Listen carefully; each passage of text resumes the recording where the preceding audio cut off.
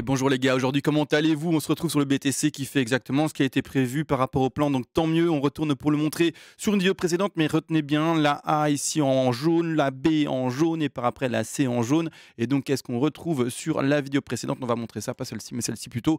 Donc c'est-à-dire celle d'hier, hein, le 17 octobre d'année 2022. Ici la A en jaune, la B en jaune vers les 76,4 et par après eh bien la C en jaune. C'est parfaitement ce qui est en train de se passer, donc nickel. On est très content. D'ailleurs les objectifs acheteurs pour ce niveau-là, si vous faites du trade en horaire, est vraiment plus bas. Donc on va en parler tout de même. Je rappelle encore et toujours qu'on est haussier sur le BTC et que le rebond depuis ce niveau-là, hein, des 18 138 dollars, a également été vu dans la vidéo précédente. En tout cas, la vidéo d'il y a 3-4 jours, il me semble. Et donc pour le remontrer, hein, vous voyez bien ici la fin de la rose et par après le rebond. Beaucoup de dessins à l'écran, je suis désolé, mais en tout cas, la lecture à faire, c'est quoi? Quand on dézoome un peu, c'est bel et bien en fait la B en jaune ici vers la C qui est maintenant sous-décomposée en des vagues qui sont beiges. Et quand on regarde ça à l'écran, eh bien c'est bel et bien la B ici vers la C qui est décomposée en des vagues qui sont beiges. Bref, désolé pour la difficulté de lecture parce qu'il y a beaucoup de dessins à l'écran, mais on est bel et bien sur un rebond qui a été également prévu aux 18 160 dollars pour le petit BTC. Maintenant que toute la finalement contextualisation a été refaite par rapport aux vagues et ce qu'on analyse dans les certains degrés, donc on attend une hausse, mais dans des degrés beaucoup plus petits,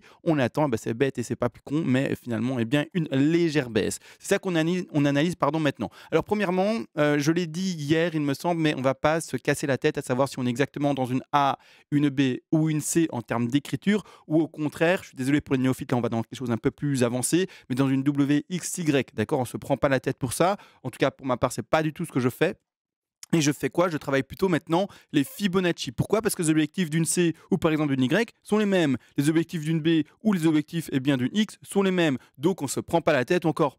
Ça dépend hein, par rapport finalement aux flats qui peuvent exister, etc. Mais de manière grossière, c'est la même chose. Et quand on voit qu'on a rebondi de manière aussi légère, c'est-à-dire qu'on a rebondi finalement jusqu'au 76,4, hein, comme on avait vu dans la vidéo précédente, hein, c'est-à-dire ici, dommage, il manque quelques dollars. Il manque combien? Il manque 10 dollars. Bon, c'est pas grave, c'est la vie.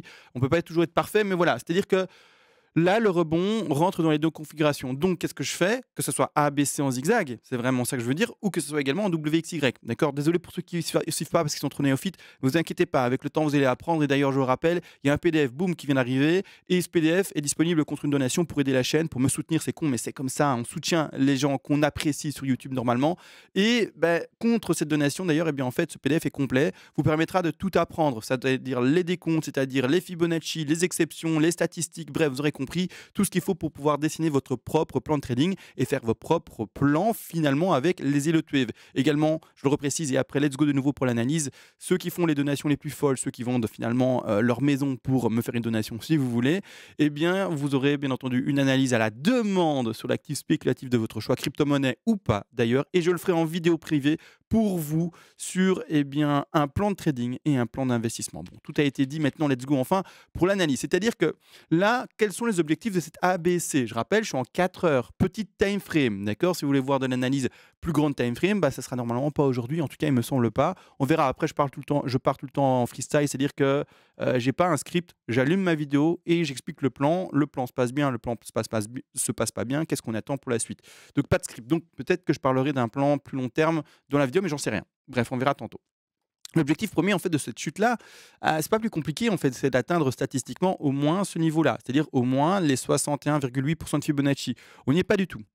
Voilà, point barre, on n'y est pas du tout. On en est où? On est à 38,2. C'est une correction du coup qui est assez faible. C'est-à-dire que si on avait dû, en fait, imaginez que là maintenant, au moment où je parle, on remet le contexte, etc. On est vraiment dans un cadre pédagogique ici, et donc le si est bien entendu de rigueur. Si imaginons, là c'est le plus bas à 19 277 dollars et qu'après, en fait, qu'est-ce qui se passe après la vidéo?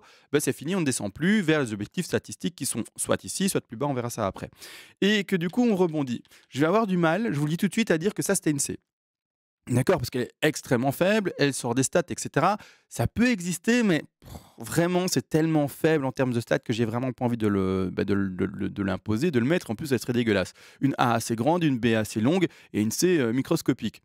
D'accord? Non, hein, clairement, j'aurais pas envie. C'est-à-dire que dans le décompte, il faudra accepter le fait qu'en fait, hein, à ce niveau-là, la 2 ait été terminée plus tôt, d'accord? Donc sur cette chute-là, d'accord? Donc on est bel et bien toujours dans le plan de le rebond de B versé dans le plus grand degré. Donc c'est-à-dire on est toujours et bel et bien dans le plan hein, qui est indiqué ici de Voilà, de B, donc si je remets ça, de B vers la C, qui est sous-décomposée en 1, 2, 3, 4 et 5 en beige. Donc on est vraiment dans ce plan-là et c'est-à-dire que donc 1, 2, 3, 4, 5 en beige, pas compliqué.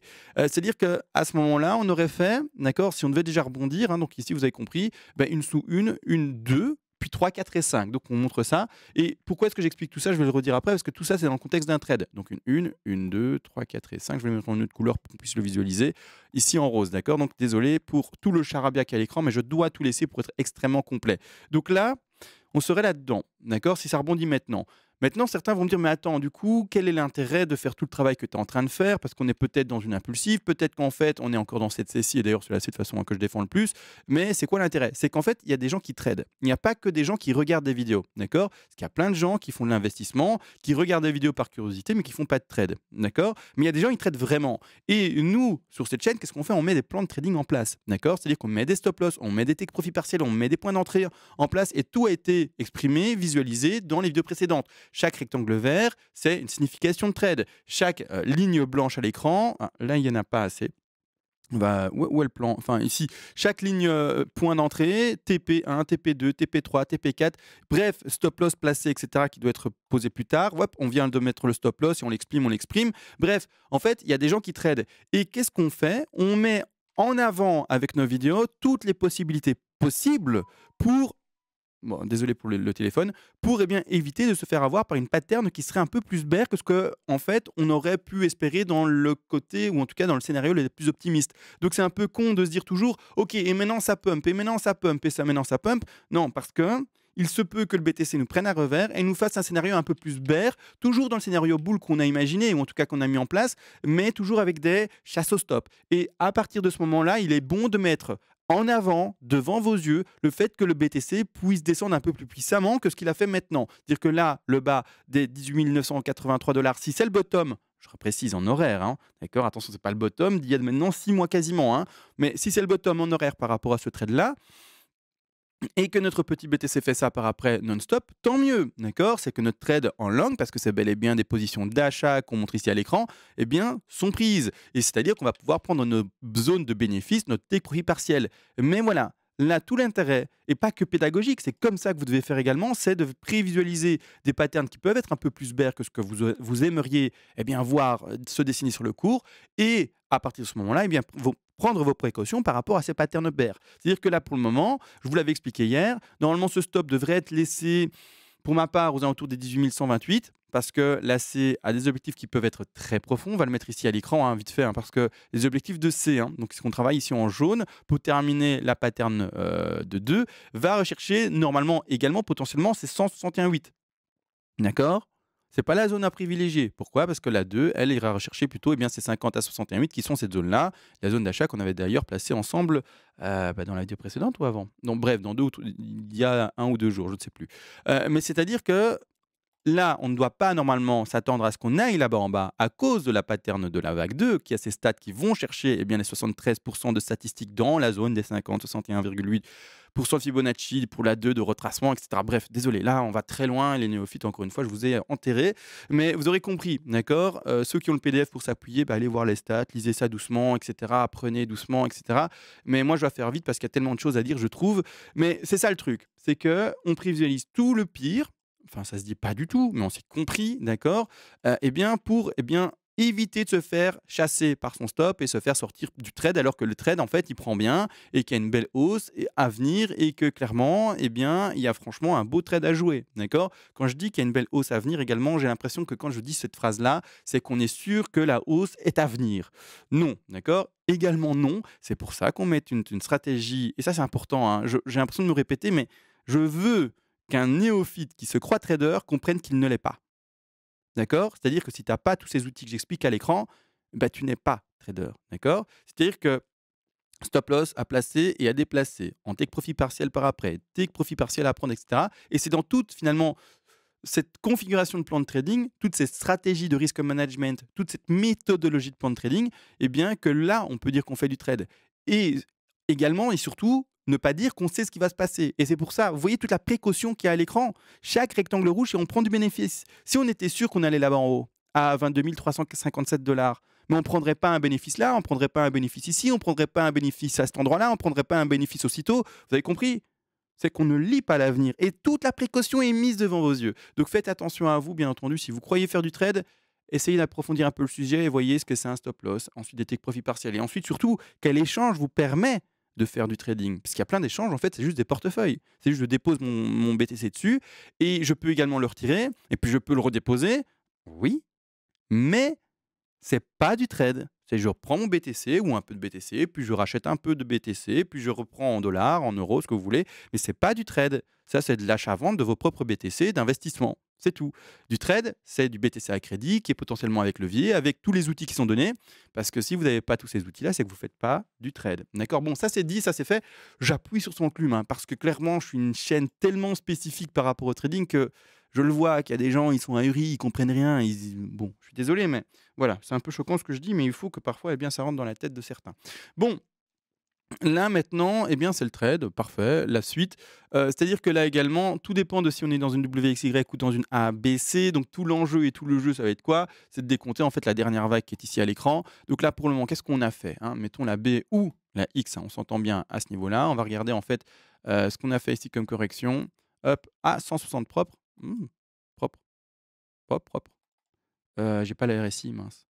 Alors, il faudrait que je reprenne, mais où est-ce que tu es? Non, non, pas aussi grand. OK, bah, c'est pas mal. C'est pas mal, c'est pas mal. Alors pourquoi est-ce que je dis que c'est pas mal? C'est que dans la configuration d'une ABC, on aurait peut-être déjà fait ceci. Alors on attend une 2, hein, qui doit se terminer. Mais c'est qu'on aurait peut-être, attention, déjà fait ceci. Alors du coup, on aurait en fait un retracement plutôt faible et finalement tant mieux, hein, potentiellement. 4 et puis à l'heure 5. Mais n'empêche, il faut encore, et je rappelle, que normalement on atteigne ces 61,8% de Fibonacci par rapport au degré qui est supérieur. Les 61,8 seraient à ce niveau-ci. Donc c'est possible qu'en fait qu'on fasse quelque chose de léger, hein. D'accord? J'ai pas dit que d'office on allait là-bas en bas, hein.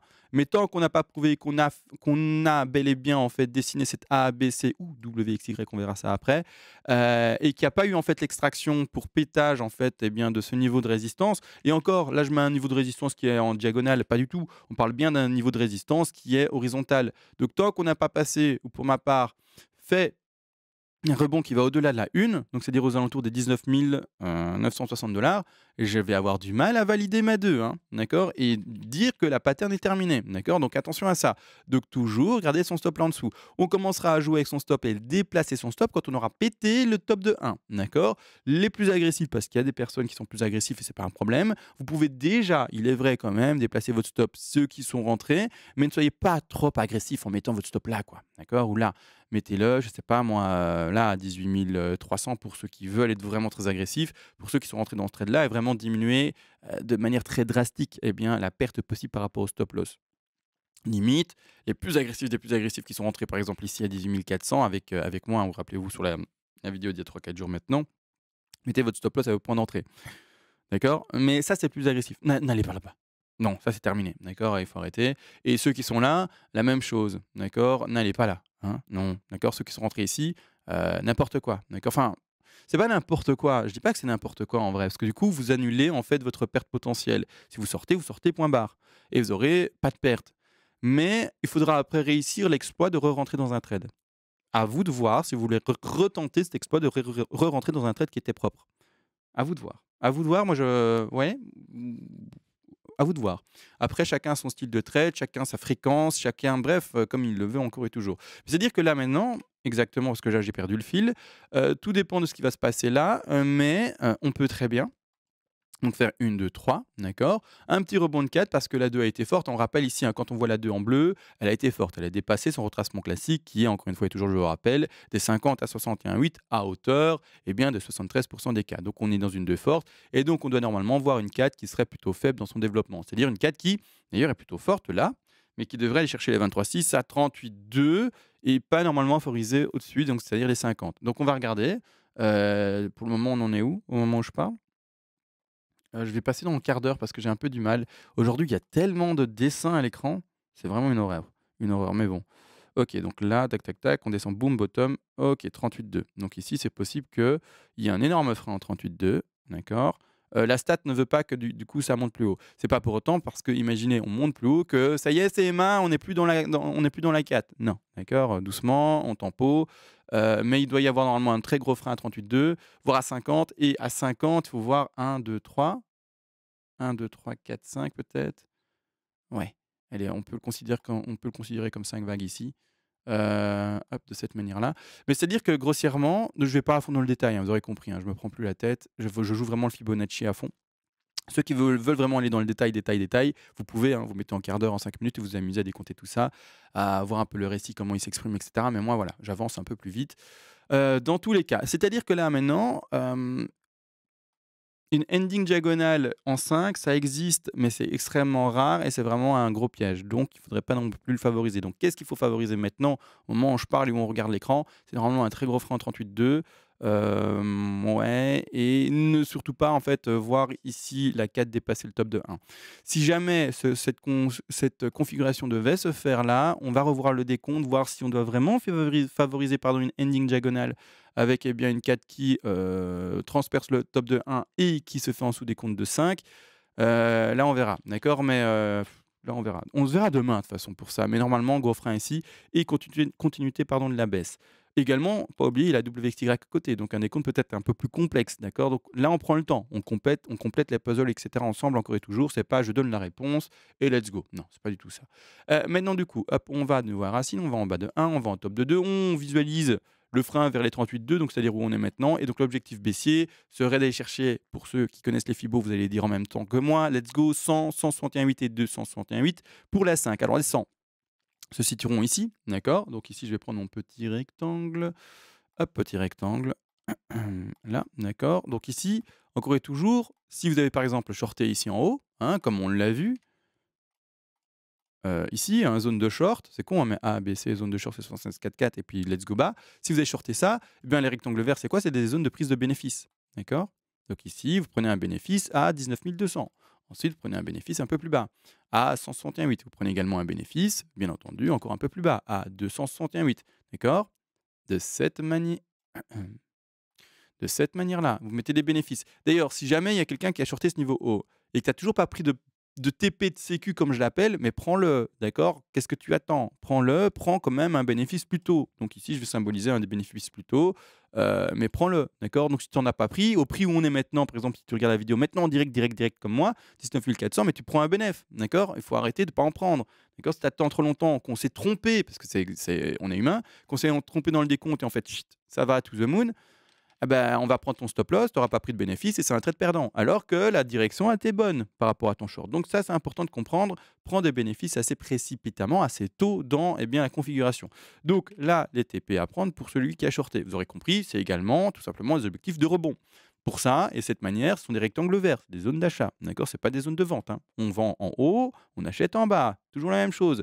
On achète en bas, tous des rectangles verts en bas, et on revend en haut, tous des rectangles rouges en haut. D'accord? C'est la même chose, toujours la même chose. On achète et on vend. Hein, rectangle rouge, on vend, et vert, on achète. Bien entendu. Bon, là, je pense que j'ai tout dit. Aujourd'hui, je réalise que mon écran était rempli de lignes. J'ai pas pris en fait le temps de me dire: «Allez, let's go, je fais ma vidéo YouTube, je vais un peu l'assainir et un peu le rendre plus simple». J'ai vraiment tout donné par rapport à ça. Également, juste une petite chose, je voulais voir par rapport au graphique vide. Donc ça, c'est mes dessins d'hier, d'ailleurs que j'ai pas remove. Donc ici, on voit bel et bien la résistance, on voyait bien le fait d'aller chercher la résistance, on voyait bien la réaction baissière, on voyait bien en fait la zone de stagnation. Bref, on verra ce qui se passe pour le moment, mais pour le moment, ça suit bêtement en fait les lignes que j'ai dessinées à la main. Donc on est très content. Là, on verra, on s'en fout finalement. C'est-à-dire que là, bon, ben, la résistance, elle joue bien son rôle. On a une belle petite réaction baissière. La prochaine résistance à péter, ben, ça sera laquelle? Ça sera celle-ci dans un degré un peu plus grand. D'accord? Que vous voyez hein, ici depuis. Ça, c'est en fait les 17 500. Le petit rebond vers les alentours des 25 000. Et par après, bah, depuis ce qu'on connaît maintenant, latéralisation de fou. Et là, il y a une nouvelle petite résistance oblique que l'on peut dessiner à péter. Et quand on va à des degrés encore plus grands, boum, boum, boum, on va se mettre en weekly pour lire ça mieux. De cette façon-ci, c'est peut-être trop grand.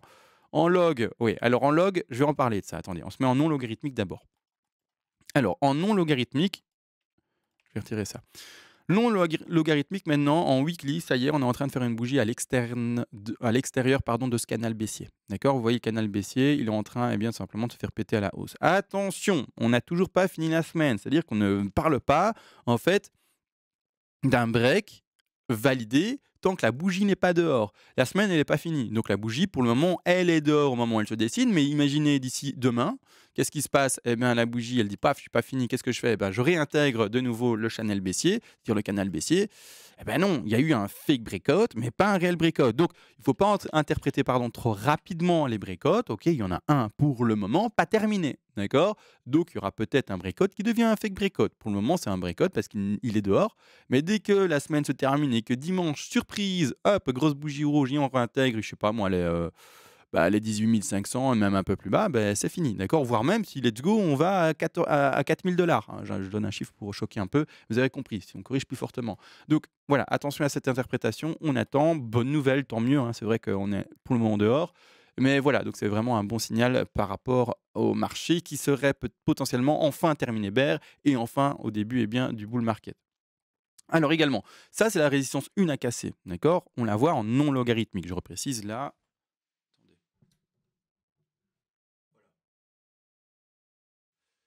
Là, je suis en non logarithmique. Vous ne le voyez pas parce que je ne vais pas me rebouger de la même manière, mais je vais me mettre en log. Je vais cliquer sur le bouton. La prochaine zone de résistance intéressante et importante, ça sera laquelle du coup?